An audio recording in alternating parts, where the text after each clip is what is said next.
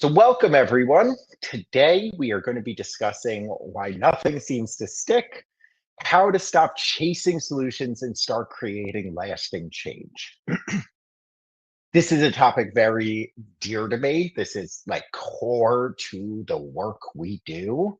And so I do like to package a lot of what we see where things where they don't stick, where progress doesn't really be made, where you don't gain traction in creating that lasting change. So, about this presentation, what we're going to be going through today is really that change begins with ownership, not necessarily strategies, and how to become a more intentional problem solver. And so, we're going to generally be going through the change model, a five-stage anatomy of lasting change from ownership to growth. We're going to be diving into in those stages throughout where people do get stuck, why information, advice, and tools so often fail to create the change. And we're going to go through a bit of a repeatable process. So arming you with a framework to apply to future challenges with more clarity and confidence.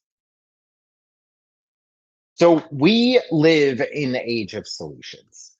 Every day we are pounded with more tools, more systems, more fixes. Here's a quick fix you never knew about. Advice, advice, advice. There's just constantly, you could be doing better. Do this. Have you ever thought about it this way?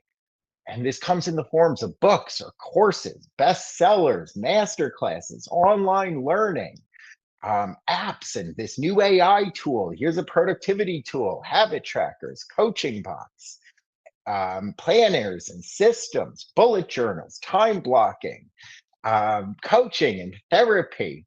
And yet, with all of these solutions and strategies, people still feel stuck. And this is going to be a lot of the theme of what we're exploring today is why. Why with it on their fingertips, there's all these solutions and strategies, are people still struggling? And this isn't, it's not, I didn't even throw it up here, but there is such a culture of, you go onto any social media and there's just bombardment with tips. And here's the trick I found. And there's such a missing piece through all of this. The frustration is very real. So from parents, I'm often hearing we've tried everything. Other adults, it's I know what to do, I just don't do it. Students, I'm hearing nothing ever sticks. Oh, it's just another thing. Managers and workplaces, we gave them all the tools, but nothing's changed. And so there's just a lot of frustration.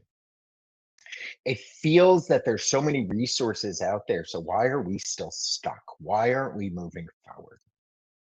And that's what we're really going to be diving into today. And oftentimes it's because we're starting from the wrong place or asking the wrong question. And the question we keep asking, what should I do? What should they do? What is the action? What's the solution? What's the strategy? What's missing? When really the question that we should be starting with is, why haven't I changed yet? What is getting in the way? And so the right solution applied to the wrong question will often fail. Maybe it's the right solution in a different situation, not your situation. But when we're jumping right to the solution, we're missing those initial steps, those initial questions that we should be starting with. So, this model, the anatomy of lasting change, is something we're going to revisit a couple of times through this presentation.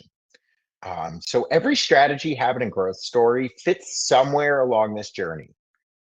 And the reason why I like to say somewhere along this journey is we're often skipping steps for lasting change, or we stop too soon before the change can stick. And so this is going to be the roadmap for change, and we're going to return to it. And what we're looking at sequentially is looking at the challenge, the problem, what's going on. Now, owning it, that ownership of that challenge, of where you fit into that challenge, what you can control, better understanding it and going deeper, not just looking at the symptoms, but looking at what root problems are. Where is this really stemming and manifesting from? Then moving on to designing strategies, not just throwing spaghetti at a wall and seeing what sticks, but really intentionally thinking about what that solution should look like or could look like. And then that process of finessing it, adapting whatever strategy you do land on. And then the final step of embedding it into your life, more of that routine set and behavior adoption, helping make this more second nature instead of something that you intentionally need to spend a lot of effort to access. So, this first section, this first piece of the anatomy of change is own it. And so, lasting change begins before any strategy is developed. It begins with a decision. And that decision really is coming from these data points here. Information does not create change in and of itself. So knowing what to do has often never been the real problem. If you look, 33% of people who read self-help books report lasting behavior change, which means we're talking about 67% of people read a book filled with solutions, advice, and strategies, and then do nothing with that. That leads to lasting impacts. It's almost like it was fiction. You're reading it for fun. 92% of New Year's resolutions fail within the first month. And 10 times, people are 10 times more likely to change when there's ownership of the problem versus when someone else assigns it. When someone else tells you, this is your real problem. The gap between knowing and doing is not an information problem. It's often an ownership problem. When I hear motivation, I'm just not motivated. The first thing that jumps into my head is there a real ownership of, a real understanding of that challenge? So understanding does not equal ownership. They may look the same from the outside, but they do produce completely different results. So understanding, I can see this is a problem. I know what the research says, and someone explained why this would work. That's one piece of it. But often with understanding, there's that little voice in the back of your head, that inner monologue that's going on. Well, really, that's out of my control. I don't know if that's that big of a problem. All of this little, and we can often feel like that is our self sabotaging self. But really, like, let's remove the guilt and shame there. It's not that you don't want to solve it, it's that there isn't this ownership, this true belief that it's something that we own. And so ownership is really looking like I've decided this is my problem to solve. I'm sick and tired of living this way. Sick and tired of doing this. No one else is going to own this problem but me. Or I believe that this actually matters enough to change. A lot in coaching, we go through great, we know it's a problem, but how much effort are you willing to put in to solve it? That real question of what about the effort? It doesn't matter if you just see it as a problem. It's, are you willing to sacrifice? Are you willing to change? That first real ownership of it. And then this last piece of I choose this because I see its value for me. Convincing yourself that it's worth the added effort, it's worth the struggle, it's worth that change. So, real breakdowns often occur inside of our thinking before they occur in our behavior. So what's really happening here is sometimes we try to force behavior change before we've changed our thinking. And so in coaching, this comes up all the time that if we don't have true buy-in and ownership from those we're working with, what's going to happen when the coach isn't there? They're left with their own inner thoughts. And so those thoughts, there isn't ownership. It is going to sabotage because you don't truly believe that the change is necessary or that you own that change, that you own that problem. So, just some questions, buy in questions to really ask yourself before jumping into future stages and these other strategies is really coming up with honest answers to these questions. Do I actually believe that this is a problem? And do I believe it's a problem that I should solve? So, who really owns this problem? Do I own this or do I feel that someone else owns this? Answering the why do I want to change? What is this kind of future state? If I change, this is what things could look like. So, do I want that? Why do I want that? And then on the flip end, what happens if nothing changes? Am I willing to keep living this way or living with this problem reoccurring? And am I ready to take responsibility or accountability? And so these questions do directly connect to metacognition and agency. It's forcing us to think about like how our brains work, where what involvement do I have? How did I lead to these outcomes? Therefore, what can I change to alter the outcomes? And this is a key foundation to our approach in coaching. Is if we don't have these questions answered and solidified, it's just pulling teeth in trying to force change, not what we like to do, which is coach and guide through change, advise through change. But if you don't have a coach, you can move forward with trying to really own through this process on your own. I just shared that feedback about why it's so integral to our coaching, because we fully believe that change doesn't happen without this. Ownership helps create momentum. So when people are owning a problem, everything does change. You stop waiting for the perfect solution and you start engaging with the process. Wait, this is a problem. I own it. Let me try. Let me try. Let me see what else I can do. So what's key here, though, is ownership is not a personality trait. It is a decision. You can cultivate, train it, practice it. So a couple of things to help with cultivating this ownership is defining the problem in your own words. So don't just take what someone else says. If someone else tells, and when we do initial consultations with clients, I always ask. My favorite is when with younger people. Oh, I struggle with time management. I'm like, does that mean anything to you? What does that even mean to you? I sometimes do it with older individuals as well. I just know the younger ones. It's like you didn't say you struggle with time management. That must be coming from someone else. But trying to re-describe that in your own words makes the problem more real and concrete. It helps with that ownership. You choose the strategy, own the strategy that we're eventually going to talk about developing strategies. So even if it might be guided, the decision feels like yours. So it is not weakness to ask others for help, but, and I do this in coaching all the time. There's two pieces with owning the strategy. The first piece is I'd much rather go with a strategy that a client comes up with on their own than one that I could come up with because I know there's ownership there. But on this other end, it's okay to wait, like from a coaching angle, for the client to say, you know what advice do you have?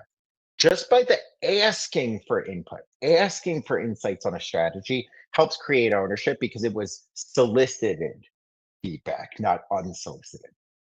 Think about going into sixth grade and all those students just being given a planner. They're just given it. There's not a strategy of starting with, hey, how do you think you want to remember what your homework is? It's given to people.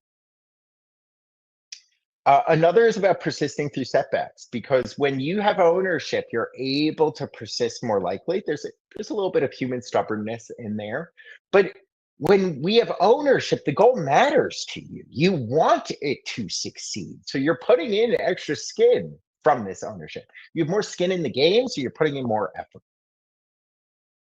And then when you have more ownership, there's a reflecting and adjusting that comes more naturally.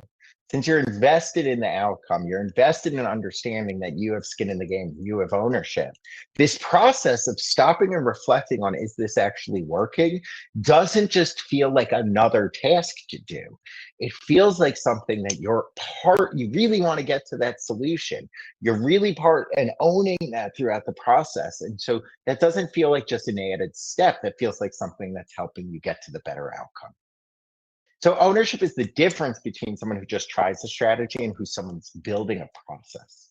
It's moving away from what is the answer key fix to my problem to, hey, I'm going to work through this process.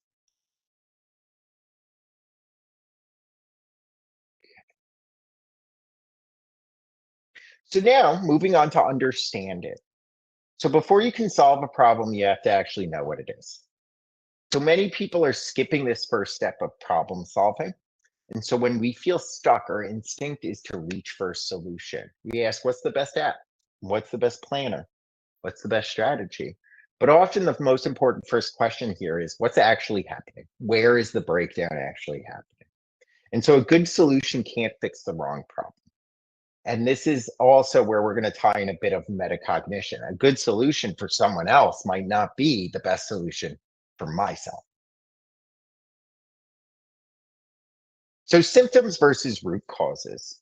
So what we see are often behaviors and outcomes, and we label those as the problems because it's what we see. But really, we need to be thinking about them as symptoms. This is an outcome from some other problem that is leading to that outcome. And so the reason why we do this is because there could be multiple root problems, root causes that are leading to the same problem, meaning that they require different solutions. So just as one, I'm always late. When I do initial calls with people, I hear this all the time.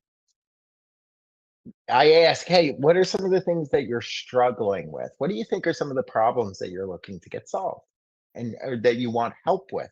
I'm always late comes up a lot. I'm like, well, we could dive more into that in the consult, but that's not really the problem. That's a sign. That's a symptom. That's a signal of something else. And this is just some aspects that could lead to it. It's not the end all be all, but oftentimes through our coaching or through our initial process, we're going through to try and understand that, hey, if I texted you 30 minutes before you needed to be somewhere, would you leave from my text? Well, yeah. Okay. So then you're just not planning out when you're going. Maybe you're always late because you're overcommitting to things. Maybe you're not incorporating like time transition costs between tasks. Maybe you get poor sleep, emotional avoidance, transition difficulties, time blindness. And I'm only sharing this because every single one of those things has a different solution. But if we just jump from I'm always late to, okay, what are the solutions for people that are late? You're going to have a lot of frustration because a bunch of those solutions and strategies might be solving different root causes. And so this first question is great. I'm always late. Why? What's leading to that? Let's break that down. So now, when we're moving on to, just doing a quick time check. So moving on to designing it. This is really about building a strategy that fits that root cause, that root problem that we might be looking at. And so with this, most advice is starting here. So where most advice begins is decide what should I do? Right? We jump right to solutions and strategies. We're skipping these other steps. It's okay. You think you have time blindness. Great, do this. You think this. Great, here's a solution. Here's a system. Here's a tool. Here's a strategy. This happens a lot with managers. So in the workplace, you might be thrown a bunch of strategies. For students, they're just constantly being given things from other adults in the room. Try this, try this, try this, without starting with really these other steps that we've talked about. What often is getting skipped is this own it and understand it. So this first step of like, hey, do you see it as a problem that you want to solve? Do you see the stakes and do you want to create that change? Are we ready for that? But then also, what's the real problem? Great. Now that we have buy-in and ownership that this is something to work on, now let's really see what should we be working on.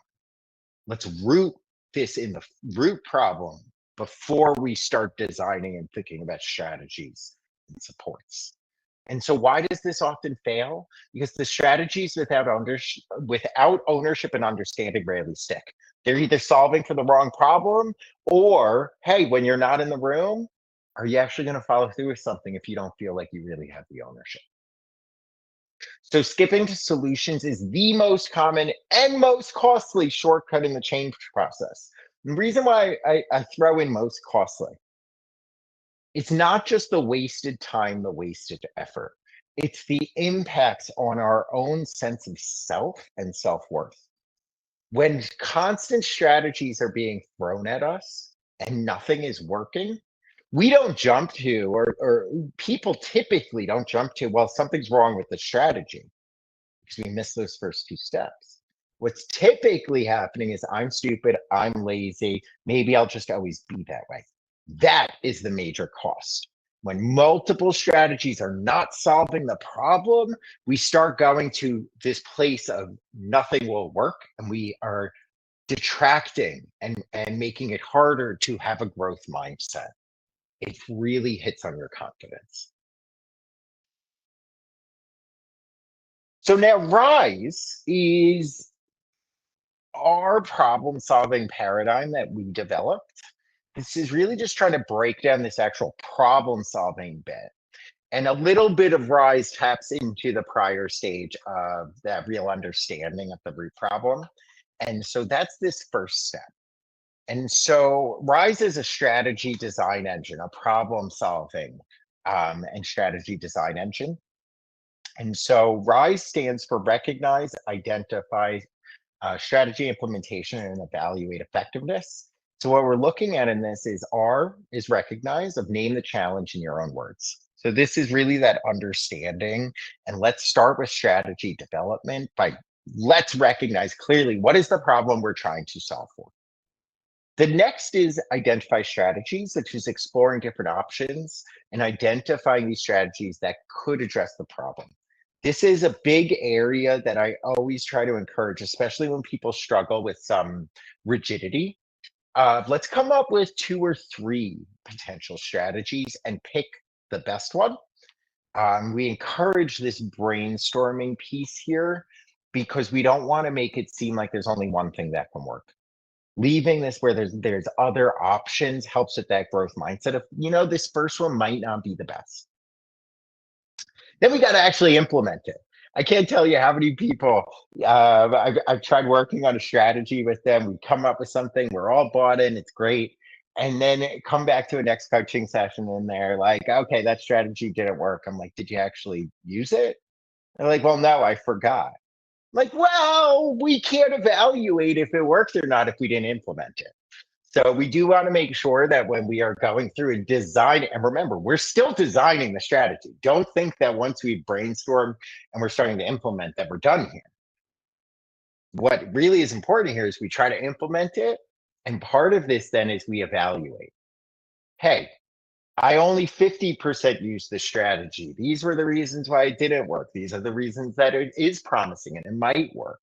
And so there is this evaluate stage is about refining the strategy. Can I adapt it? Do I need to start from scratch? Maybe it was just a total wash and not a good strategy. Could I make small adaptations to it? Are there other things that I could set up to make sure I actually implement it and use it? But this is where we're really going back to this finessing of the strategy. So while Rise is not the whole journey, it is important that it's this engine that powers this design stage, and it feeds into this future piece of embedding. Because if we like, these are two different processes.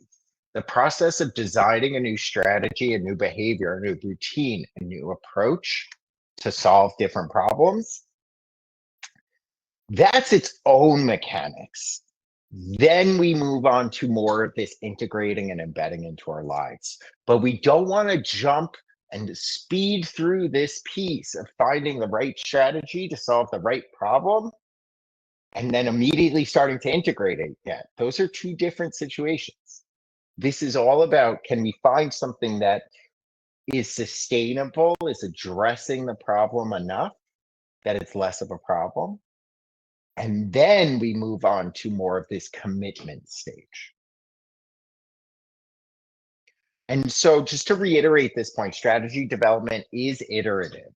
And so, just these steps again, the good strategies are rarely discovered on the first attempt, but each cycle through this is teaching you something new about the problem and yourself. So, what we're doing here is we're refining and we're not chasing perfection. We're chasing something that is improving our lives. So, we are in a society of quick fixes, and this is where a lot of our coaching work comes in, is not to give up, Hey, if the first strategy doesn't work, we learned that this type of strategy, what about this type of strategy didn't work for us? That is great information for metacognition. And then we can refine that to make it more better, to make it more usable in our lives. So why strategies do often fail? So often when we find a strategy, it's not the finish line. So understanding why a strategy didn't work, just to reemphasize this point, is just as important as finding one that does.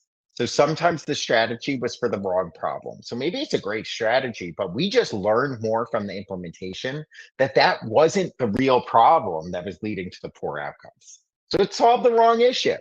Great strategy maybe if that issue becomes an issue in the future, but we were solving for the wrong problem, so we need to come up with a new strategy. We just learn more about what the real problem is.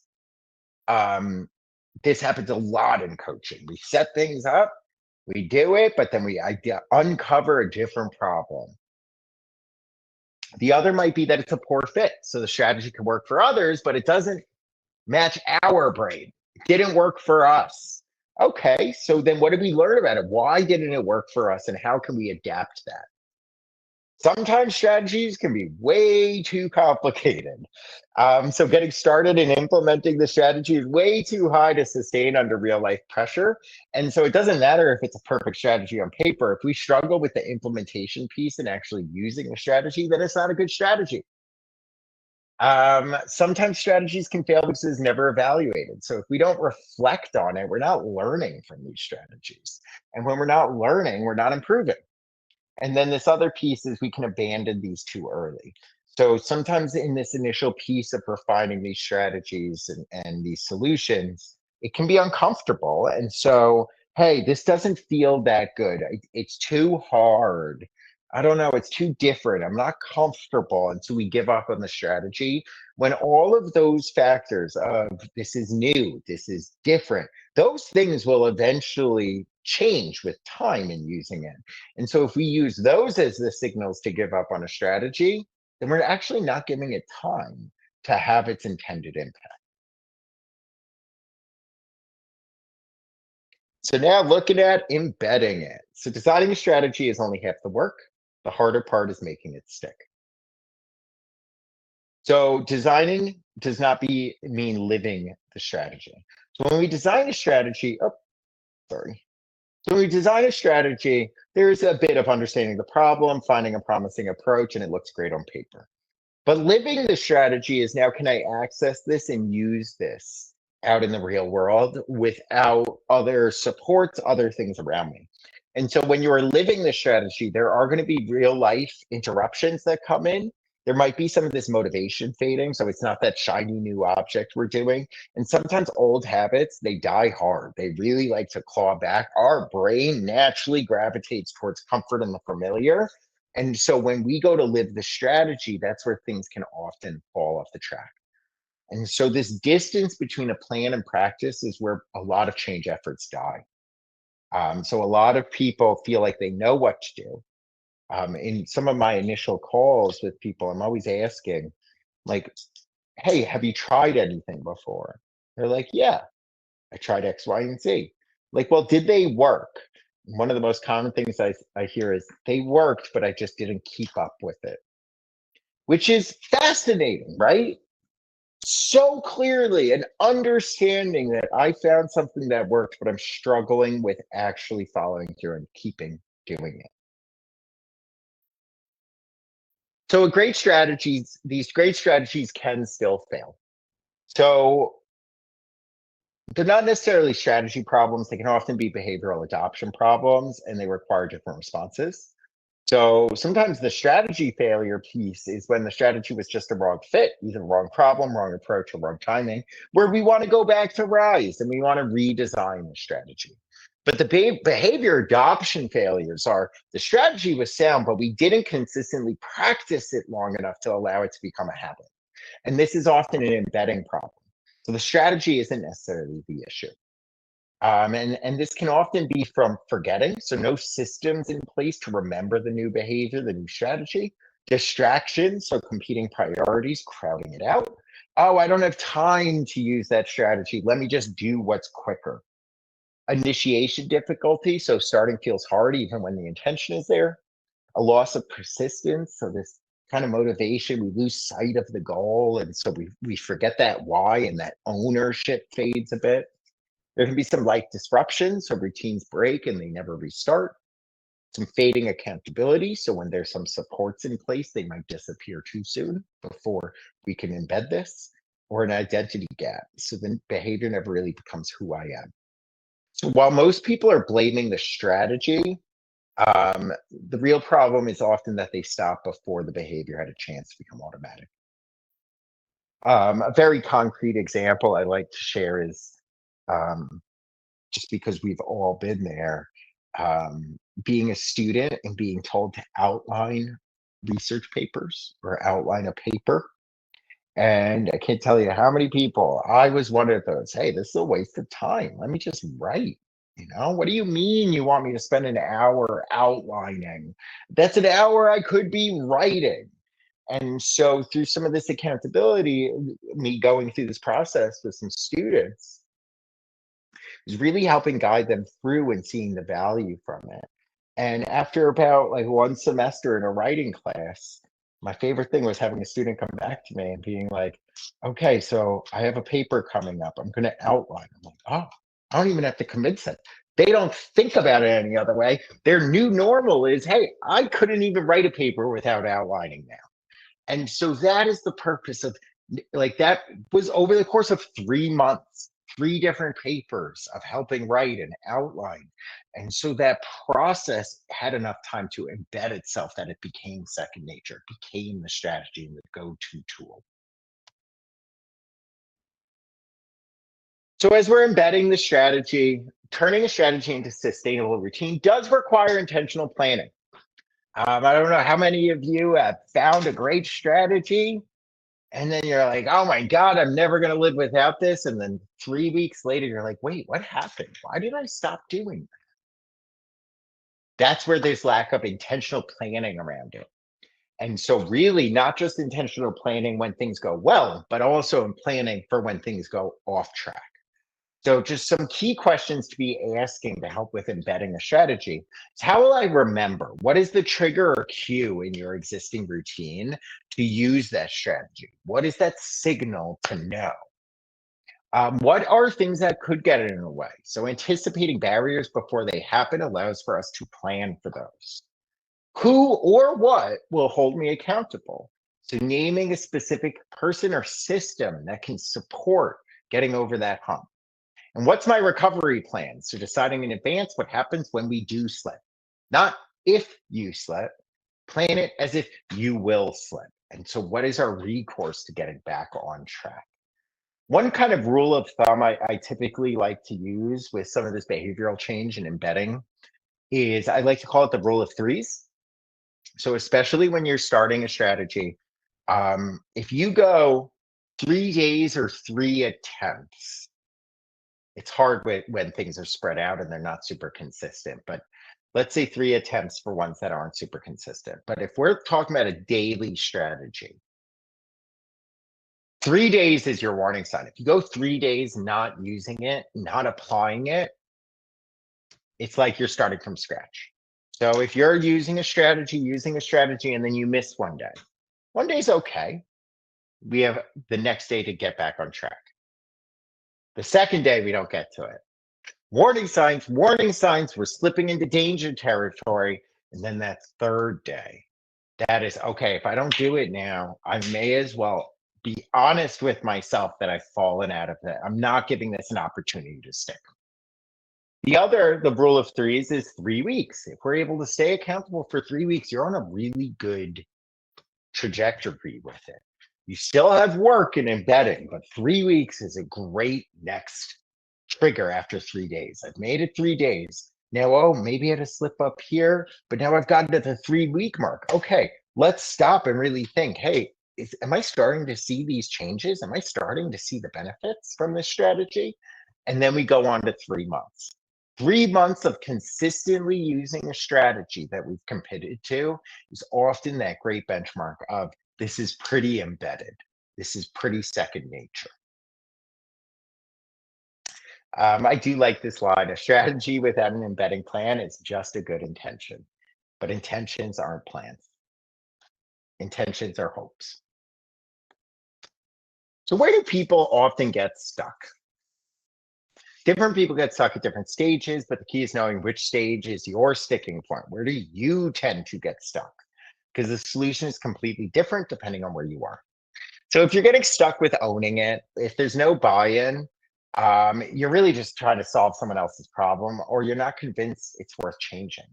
And so often my advice when people get stuck with owning it is, okay, when you're ready, right? Like, who cares if other people define it as a problem? If you don't see it as a problem, there's no ownership, no reason to try and force change. Sometimes also understand it. People are constantly solving for the wrong problem, and so they're treating symptoms instead of root causes. With designing it, there can often be a poor strategy fit, and so a borrowed solution that doesn't match the actual problem or match your brain. This happens a lot in more, let's call it, collaborative spaces. So in schools, in workplaces, people will often look to their peers to try and emulate what they're doing. But that's not really designing the strategy. That's just trying to copy and hope that it works for you. Not to say that you can't take advice from others to try and then design it with their feedback, but let's not just take it rubber stamp from what others do. Embed it. So people often will not consistently practice these strategies, and so they stopped before the behavior became automatic. They got too comfortable, and then not growing from it. So by not reflecting on things, they're moving on without learning what worked or what didn't work and why. And then they often are just jumping to the next challenge, and so it's like constantly starting from scratch. So they're not applying the process to the next challenge. This is what I like to refer to as living in a whack-a-mole world. We're just constantly trying to whack them all without that consistency, getting distracted by other things and getting off track. And so most people aren't failing because they lack the willpower or the right information. They're often failing because they're skipping some stage without realizing. So now just looking at this grow from it, every challenge you navigate does make you a more capable problem solver if you're following the process. And so every tool does have its place. Books, apps, coaches, and AI aren't necessarily the problem, but using them before you're ready and before you're ready to really incorporate them into this process, and where to incorporate them, can often be more of a problem. And so, like books and courses, all of those things that I shared at the beginning, that wasn't to knock them and say none of them would ever be useful. It was more to say we are not using them correctly, or many people aren't. So we have books and courses, and it really does depend on what the books and courses are, but these often help with the understand it or design it stage. So they can help you learn about the problem. They can help with different perspectives and trying to frame problems. Hey, these are common things people struggle with, seeing what you resonate with. They also can help with strategy design and designing these things, designing strategies and solutions to problems. But again, without rooting these into the larger picture of problem solving and this change paradigm, it's just noise. And so you might pick up a book to better understand why is initiation such a challenge? Why is behavior change such a challenge? And that's great for garnering more information, but we need to make sure that before we're jumping into some of these other things, where is it fitting into this process? Apps and habit trackers can be great when we're trying to help embed behaviors, routines, and strategies. But are we actually diagnosing that as the problem area? So if you don't have a good strategy, it doesn't matter how many apps and tools you have to try and force you to use it. What if it's not the right strategy? Now, apps and habit trackers are great to help you stay consistent once the strategy is chosen, but using it too early, it's just another thing, another resource. We think that that often becomes the strategy, um but it's just another thing to manage often when used inappropriately. Coaching is great. A little self promo here for a lot of these stages when you're struggling with it. Because as coaches, we're really helping you through that change process. So coaching can help with helping you build the buy-in, reflect honestly, develop the capacity to solve future problems independently, design strategies, guiding you through each of these stages so that maybe your rapid brain isn't just jumping and trying to force the change too quickly. There's accountability tools which can help with embedding it. They can help with that, just like apps and habit trackers, sustaining behavior after a strategy is in place. But without ownership first, accountability becomes pressure without purpose. Accountability shouldn't be something that's forcing you to do something. It should be helping you get out of your own way to do something. And that I know sounds like just a semantic shift, but it's an important one. There's no tools that are going to force you. And even if you feel like I need to be forced to do it, the challenge there isn't really embedding it, it's an ownership challenge.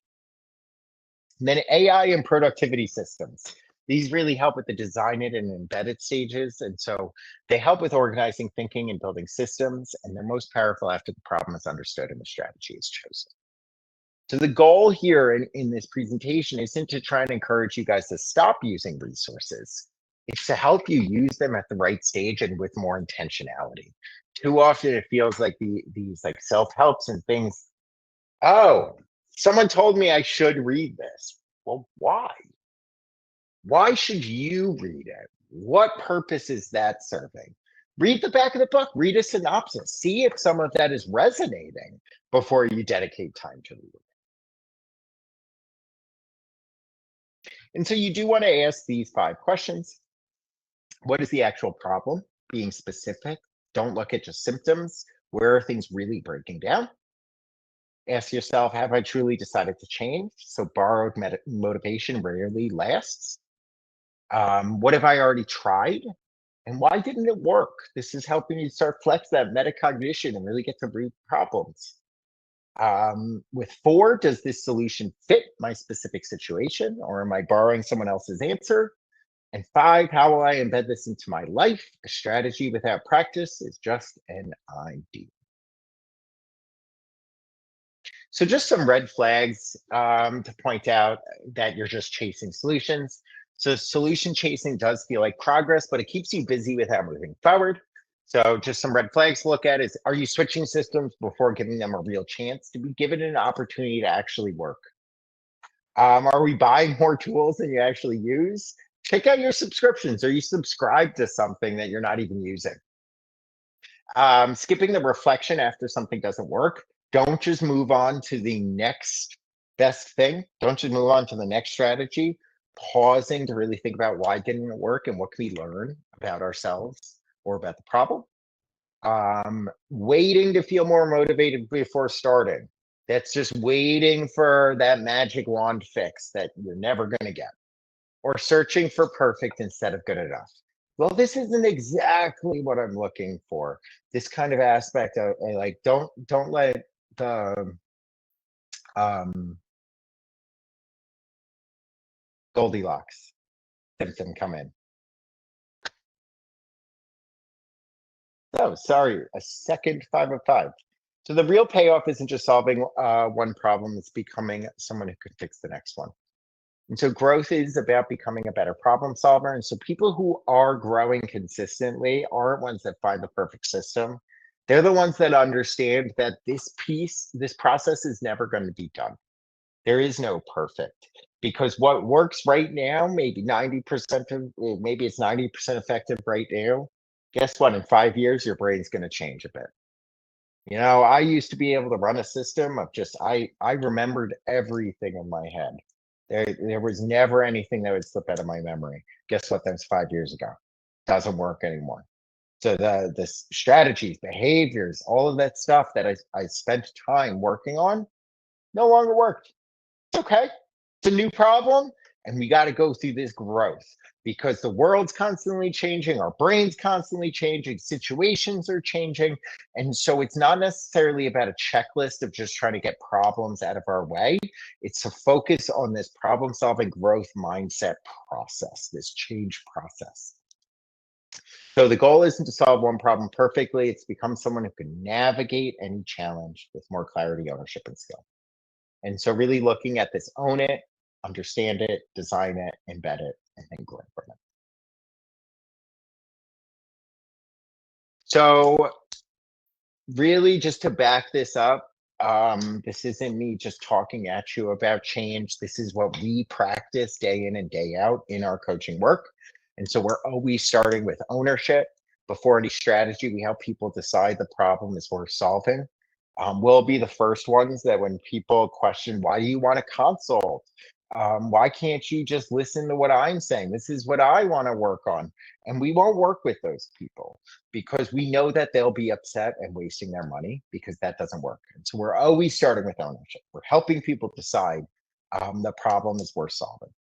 And so we diagnose before we prescribe. We're really trying to help identify root causes, not just the symptoms. We're not looking for band-aid fixes, nor should you. And we build embedding plans. And so we're not stopping at a strategy, we're helping people make it stick. And so again, well, I'd love anyone that doesn't work with us that's on this webinar to give me a call and let's go through the process and work together. I'm more sharing this over that this is the crux of how we help finesse and cultivate change in others. And so if this is something you're trying to do for yourself, take it from the professionals that are supporting others. And so most approaches are giving answers, but New Frontiers is helping people become better at finding their own. And that really is what I hope everyone is leaving this with, that it's what is the process of change, not what's the quick fix for this immediate problem right now. Full journey just revisited, return to where we started. Every concept from today does live somewhere along this path. So challenge, own it, understand it, design it, and embed it. And then this final step of grow from it. The goal isn't the perfect app, planner, or life hack. It's a repeatable process for understanding challenges, designing solutions, embedding those behaviors, and adapting as life changes. It's not all about better answers all the time. It's about being a better problem solver because new problems are always going to come up. So with that, I will shift over. I'm going to do Q&As. So if you have any questions, where do you get stuck on the journey? Please start submitting those into the Q&A. While doing that, I will just do a quick, put up the recap just of what we talked about today. So while you're submitting questions, I'll go through this if you do have any. But you don't need more information, you need a better process. And so really just as a recap, own it, understand it, design it, embed it, grow from it. So books, apps, planners, AI coaches, and productivity systems are not the enemy, but they do need to intentionally be incorporated in this anatomy of change. And so the goal isn't to stop using resources, it's to use them with intention. And where I will keep this up is if you would like to get in contact with us. We have our general website up here. We have our phone number. We have our general email just for general inquiries if you prefer to email. But if you do have specific questions that you don't feel comfortable sharing here, my personal email is up here. Feel free to use it. If you wanted to set up a time to chat with me, happy to talk through. Or if you wanted to just email me questions, happy to answer them that way as well. So for everyone watching this afterwards, thank you so much. Thank you for watching. If you've made it this far, really appreciate you staying tuned. I will end it there for all of you and hope to see you at the next ones.